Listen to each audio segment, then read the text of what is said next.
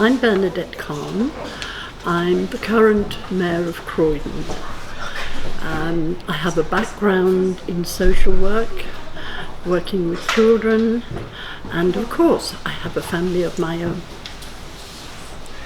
I think that it's amazing as an organisation when you think about the agenda that they are addressing. Knife crime is horrendous, an event in any child's life, in any family's life, in any peer group's lives. And so it's absolutely crucial that we work on hopefully eliminating it, because when a death occurs of a young person out of violence, it must be extremely difficult for the parents. Like I said earlier, when a child dies from an illness, it's difficult enough, but when a child's life is lost through an act of violence, how do you ever come to terms with that as a parent, as a mother, as a father? And siblings, what happens to the siblings in the family when they've lost a brother or sister in such a violent way? So anything that can be done by the communities, through organisations, through engagement with families themselves and young people, has to be, a good outcome. The thing about that is that we need to more and more invest in these models of service provision, so as that we can touch on the lives of all young people and take them on a different journey.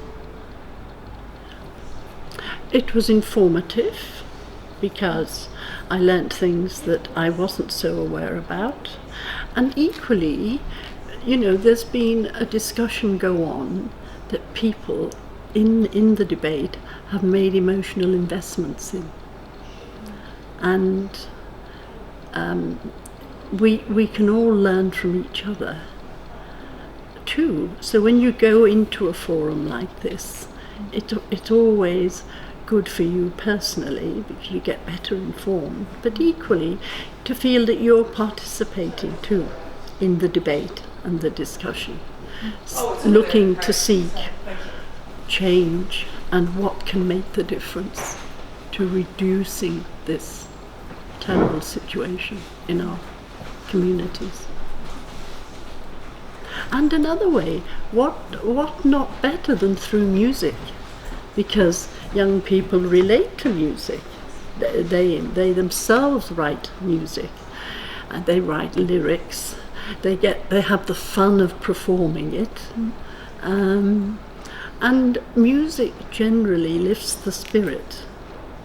So it's a very good therapy to use in this way and in these set of circumstances. Yeah?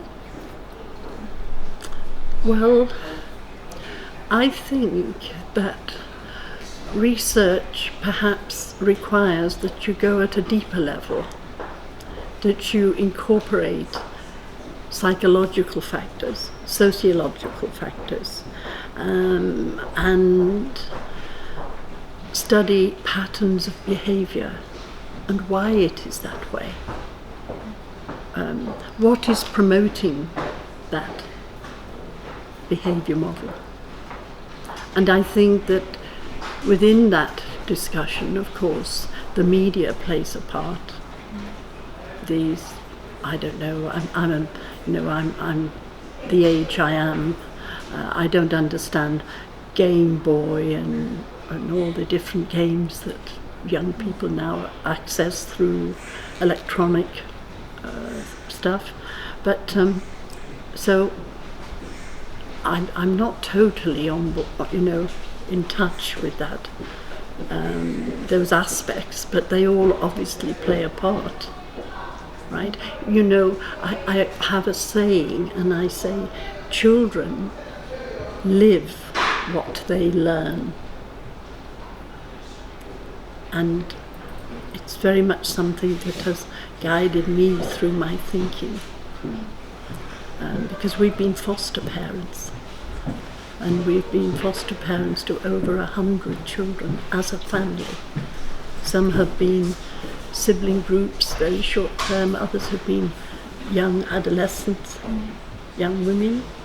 And I think, like I described, I had that call this morning.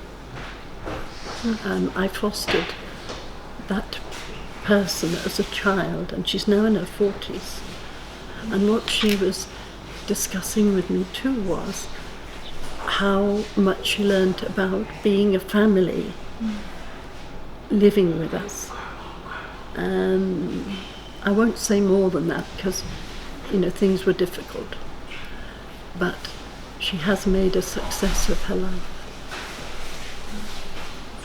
So, and that's why it's so important that we have the appropriate interventions at the appropriate time. Because the world that our young people are growing up in is a very different world to what my children grew up in, and then my grandchildren. And we have to tune in with those young people. We have to understand them. We have to understand with some of them why they are so troubled,